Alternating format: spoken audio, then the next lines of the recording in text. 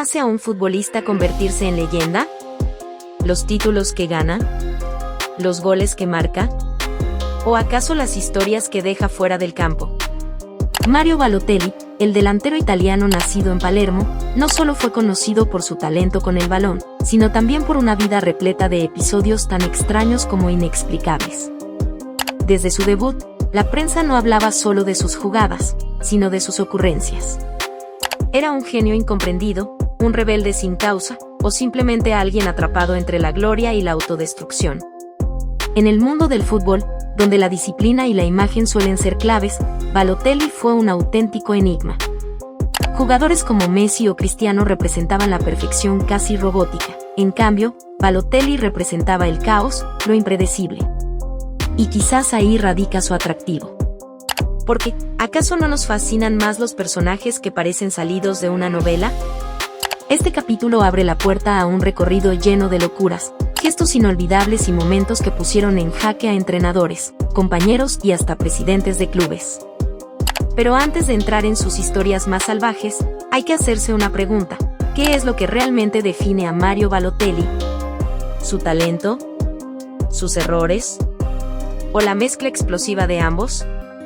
El misterio comienza aquí, y lo que descubrirás a continuación puede cambiar para siempre la forma en la que ves al Super Mario del fútbol. En octubre de 2011, Inglaterra despertó con una noticia insólita. Mario Balotelli había provocado un incendio en su propia casa al jugar con fuegos artificiales desde el baño. Sí, el delantero del Manchester City había decidido encender cohetes en su hogar, y el resultado fue humo, llamas y bomberos entrando a toda prisa. La pregunta era inevitable: ¿cómo es posible que una estrella mundial del fútbol, con millones en el banco, termine en semejante situación? La prensa explotó con titulares: Balotelli incendia su mansión.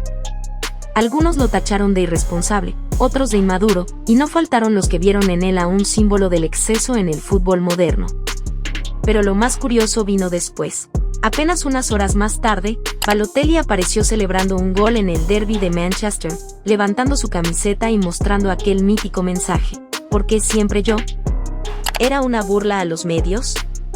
¿Una confesión de que ni él mismo entendía por qué siempre estaba envuelto en caos? Ese gesto se convirtió en un ícono, pero también abrió nuevas preguntas.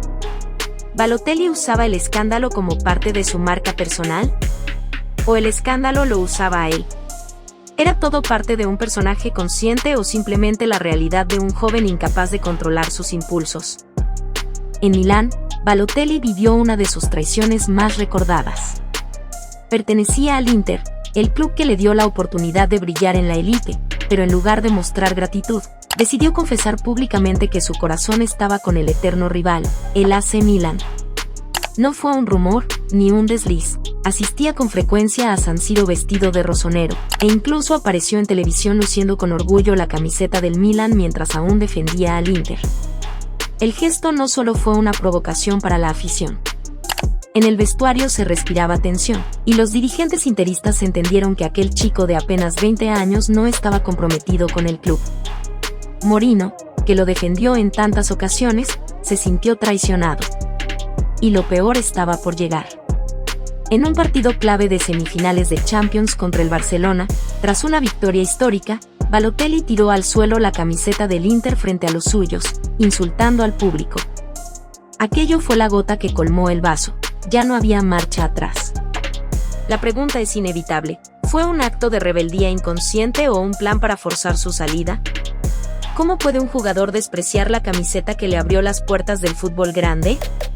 Y aún más, ¿qué dice esto sobre la delgada línea entre la pasión y la autodestrucción en la carrera de un futbolista?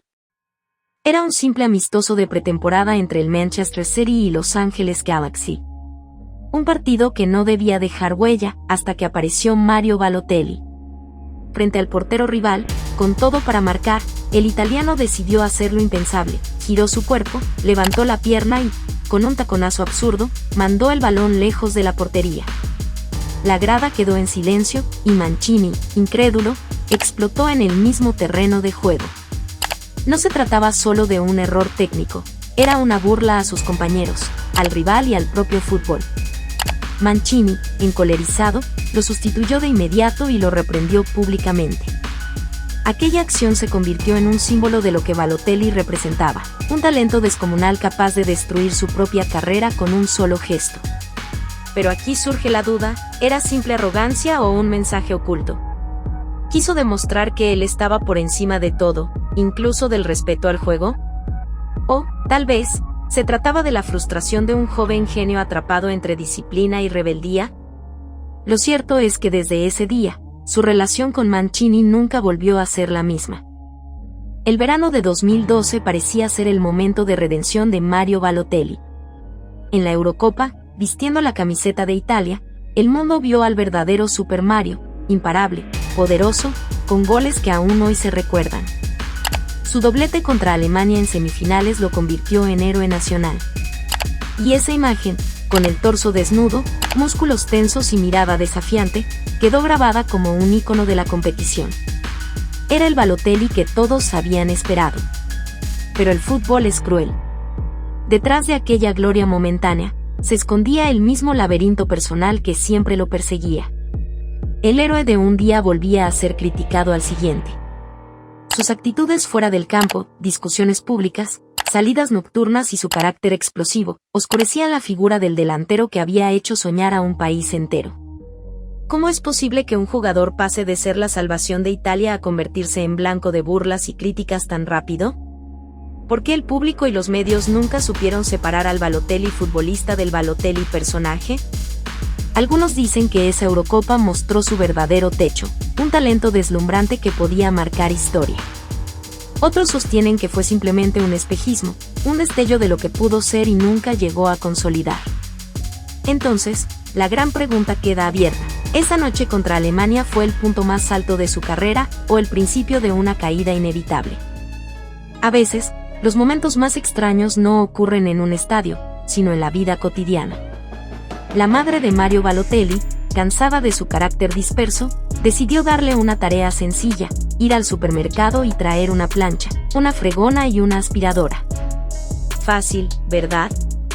Para cualquiera, menos para Mario. Balotelli salió de casa y, al regresar, lo hizo cargado, pero no con lo que le habían pedido. Apareció sonriente con un trampolín gigante, 2 scooters y un Scalestri. Ni rastro de los productos de limpieza.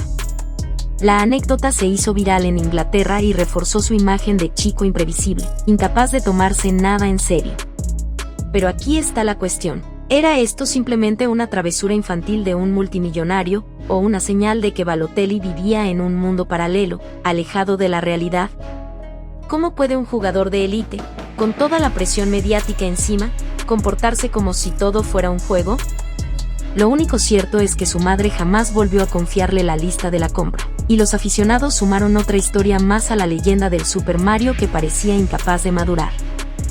Roberto Mancini lo había intentado todo: charlas privadas, sanciones, hasta defenderlo públicamente cuando nadie más lo hacía. Pero lo que escuchó una tarde lo dejó sin palabras.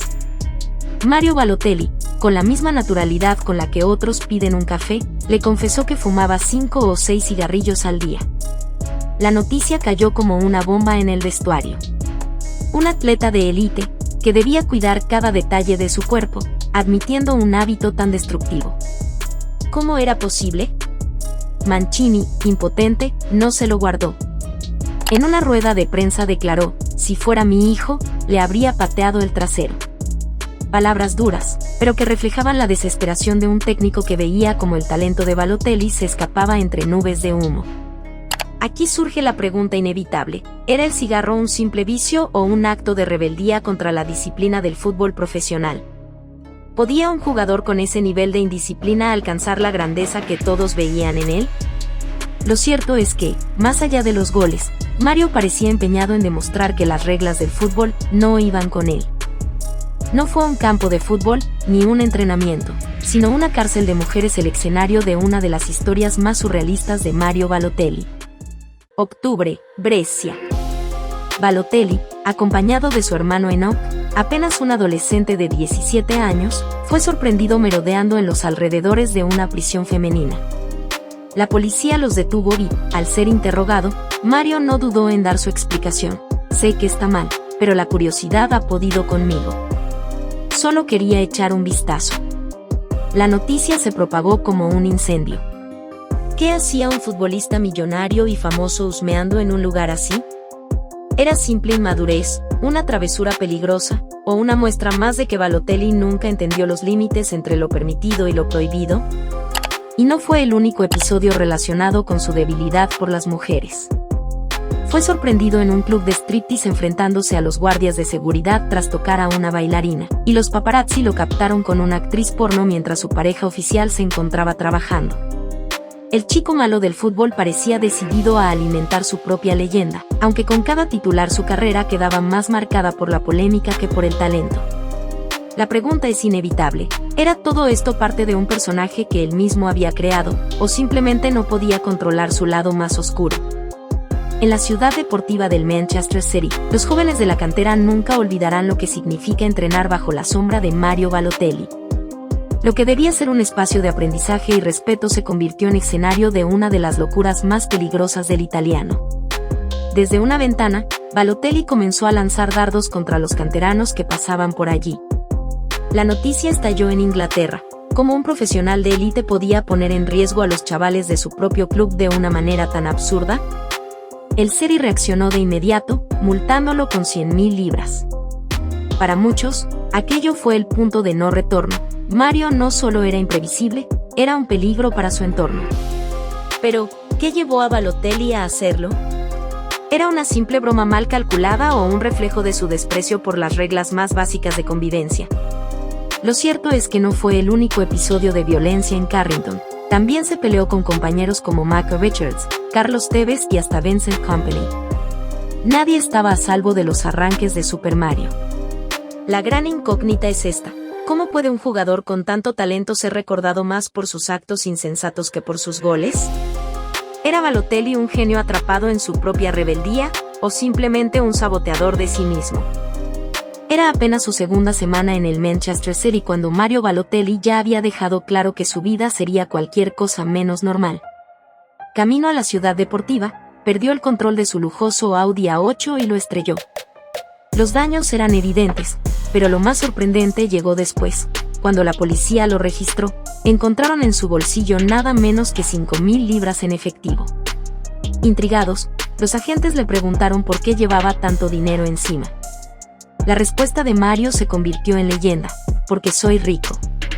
Una frase que, con el tiempo, se repitió en camisetas, memes y titulares en todo el mundo.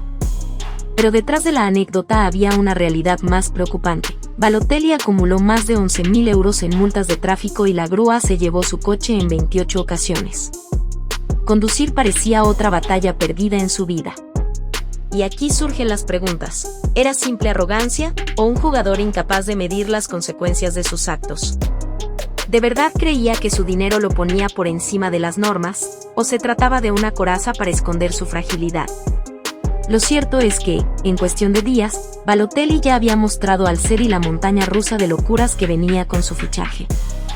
Enero de 2012. Manchester City y Tottenham se enfrentaban en un duelo directo por la cima de la Premier League. Roberto Mancini había dejado a Mario Balotelli en el banquillo, cansado de sus excentricidades, pero cuando el partido pedía algo distinto, lo mandó al campo. Y allí, como tantas veces, el italiano se convirtió en protagonista absoluto.